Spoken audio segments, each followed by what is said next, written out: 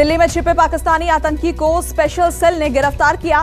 लक्ष्मी नगर के रमेश पार्क से पाकिस्तानी आतंकी अशरफ गिरफ्तार आतंकी के पास से AK-47 और हैंड ग्रेनेड समेत कई हथियार बरामद। स्पेशल सेल पूछताछ में जुटी। पाकिस्तानी आतंकी के पास से इंडियन पासपोर्ट भी बरामद। आतंकी अशरफ को ISI ने दिल्ली समेत भारत में हमले के लिए ट्रेन किया था। दिल्ली में स्लीपर सेल के तौर पर काम कर रहा था। 10 साल से भारत में रह रहा था। बांग्लादेश के रास्ते से भारत आया था। स्पेशल सेल के DCP के मुताबिक पीर मौलाना के काम का दिखावा करता था। देश में बड़े आतंकी नेटवर्क का खुलासा। दिल्ली NCR में NIA की छापेमारी। आतंकी संगठनों से जुड़े कुछ कश्मीरियों की दिल्ली NCR में छिपे होने की खबर है।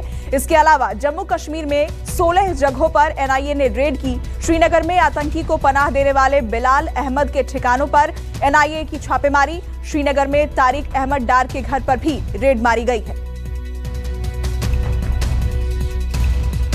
जम्मू कश्मीर में आतंकियों का खात्मा जारी। पिछले 24 घंटों में अलग अलग 4 मुठभेड़ हुई। चारों एनकाउंटर में 7 आतंकवादियों को ढेर किया गया। पुंछ के जंगलों में सुरक्षा बलों का सर्च ऑपरेशन जारी है। जंगल में आतंकियों के छिपे होने की खबर।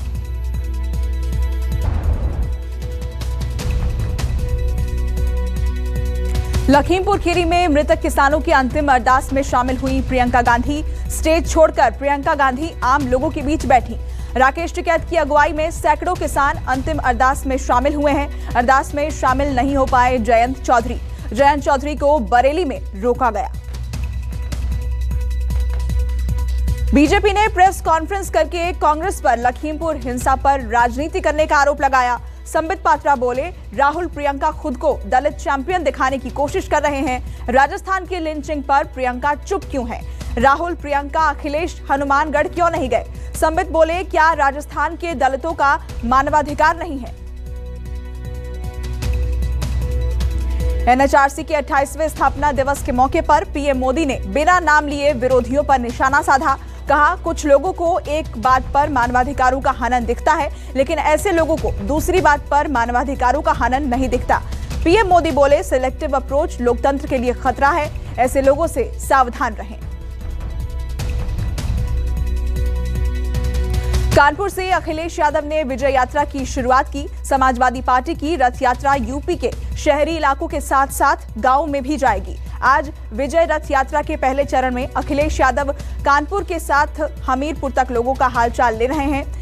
विजय यात्रा की शुरुआत करते ही अखिलेश यादव बीजेपी पर जमकर बरसे। कहा, बीजेपी ने गंगा मैया को धोखा दिया। जहां साफ होनी थी गंगा, आज वैसी ही गंदी है। कानपुर में कारोबार रोजगार है। कानपुर के लोगों ने अपनी बर्बादी देखी है। केंद्र और यूपी सरकार ने किसानों के साथ धोखा किया है, रोजगार छीने हैं। अखिलेश के चाचा शिवपाल सिंह यादव की सामाजिक परिवर्तन यात्रा शुरू। वृंदावन से शिवपाल सिंह ने सामाजिक परिवर्तन यात्रा शुरू की। यात्रा से पहले शिवपाल यादव ने बांके बिहारी मंदिर में विधिवत पूजा अर्चना की। 101 ब्राह्मणों ने मंदिर के मुख्य द्वार पर किया शंखनाद। इस दौरान शिवपाल बोले, गठबंधन के रास्ते हमेशा खुले हैं। राजनीति संभावनाओं का क्षेत्र है।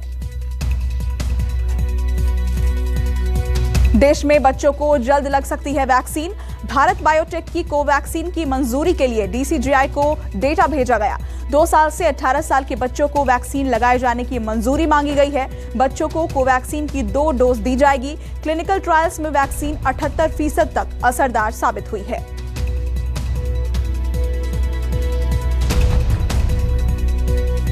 कोरोना के घटते संक्रमण के बीच विमानों को लेकर केंद्र का बड़ा फैसला।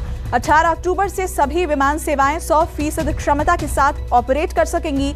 नागरिक उड्डयन मंत्रालय ने विमानन कंपनियों को दिया निर्देश। अभी तक कोरोना से जुड़े प्रोटोकॉल के तहत 85% क्षमता पर ही काम कर रही थी विमानन कंपनियां।